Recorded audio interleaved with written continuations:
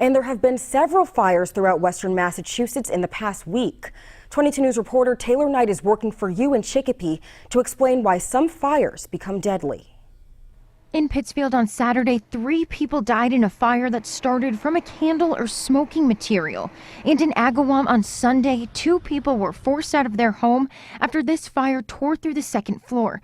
Both fires damaging property, but one taking lives. Lieutenant Katie Collins-Kalba of the Chicopee Fire Department told 22 News the best way to prevent a fire from turning deadly is to have working smoke detectors. Working smoke alarms do save lives. They give you the earliest warning possible during a fire if they're in good working order. If they're not there or they haven't been maintained, people won't have that valuable time to escape a fire. Smoke detectors should be tested every month, and the batteries should be changed when you change the clocks. According to the state fire marshal's office, working smoke alarms can double your chances of survival if a fire were to occur. Had them for years. Knock on wood. Never had a problem.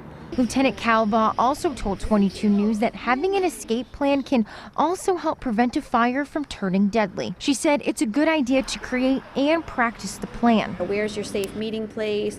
Who's going to make sure the family's out? Where you're going to go? Who's going to be responsible for calling 911? It should include getting out of the house in under 2 minutes and having 2 different ways out.